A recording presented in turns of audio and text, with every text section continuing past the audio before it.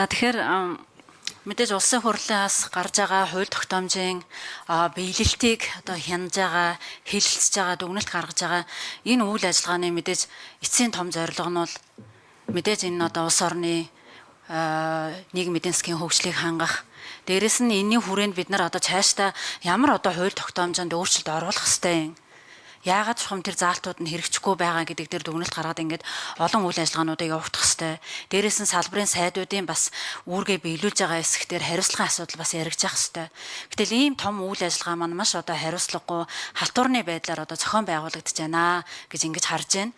За тэгээд одоо ийм салбарын одоо хуулийг хэрэгжүүлэх ёстой сайдууд нь хүртэл энэ дээр өнөөдөр үйл ажиллагаагаа тайлагнаа сууж явах ёстой байхгүй байна.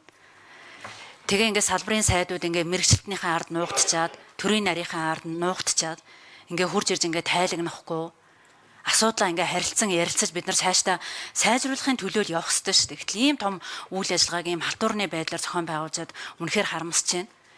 Тэгээ нэг л их хэлдэг үг нь ерөөсөө л нэг ийм хуулийн хугацаанд дуусах гээд байгаа. Өнөөдөр дуусах гээд байгаа. Хэдүүлээ одоо ингээд хууль зөрчил чинь баларна.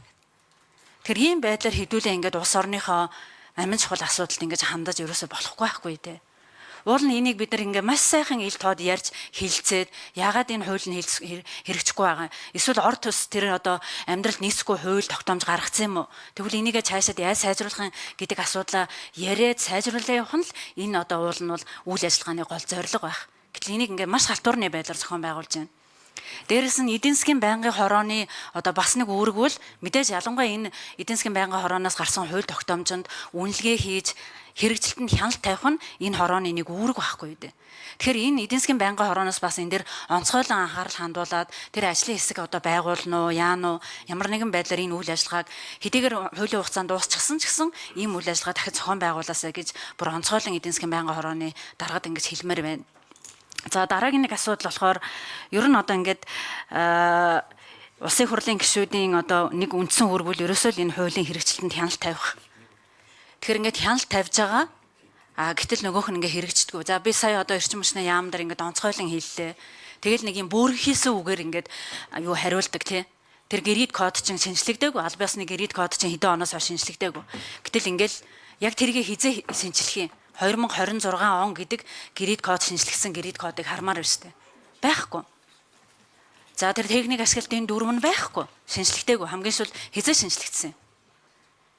Технологи нь шинжлэгдээд байдаг, хоцрогдоод байдаг. Тэгэл нэг ингээ бөөр хийсэн. Одоо магадгүй эх он дахиад энэ хуулийн хэрэгжилтийг ярихаар дахиад энэ бөөр хийсэн хариултаа өгөөс сууж байна. За тэгэл тэр одоо ингээ дэлхийд байхгүй тэр нэг өөрөө цэнгэлдэг батарей гэдгээр ингээ баахан өндөр үнэтэй тэр 10 центтэй байж болохгүй байхгүй дээ. Тэгэхээр тэр нэг юм дуудлага худалдаага маш одоо тодорхой зарлаа тэр дээд үн гэдгээ тавиад зарлаад тэгвэл дахиад хувилдал нэг хэдэн нөхдүүд өндөр үн тавьж орж ирэл дахиад өндөр үнэтэй сэргээгдэхүүд энэ ч холбогдно. Энэ дээр ингээд онцгойлон анхаараач. Тэгэхээр тэр стандарт дээр онцгойлон анхаараач. Тэгэл нэг юм хүрээл ингээд нэг байгуулга байдаг юм а тэд нар хийдэг юм а. Хаана хийж байгаа юм бэ? Хийхгүй шүү дээ. Нам хүчлийн стандарт хаанаага байхгүй шүү дээ. Хүмүүс тогнцоход хүлээд байна шүү дээ. Тэг яагаад энэ дэр сэтгэлжээ өвддөггүй юм? Тэг нэг асуухаар нэг юм бөөрхийсэн одоо хариулт өгчөөл байхгүй. Дараа жил дахиад энэ бөөрхийсэн хариулт өгнө.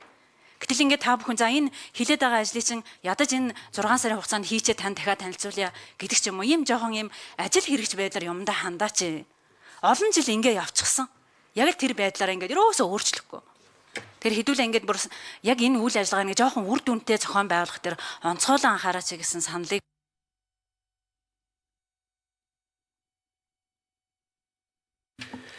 За яг энэ хэлцүүлгийг бас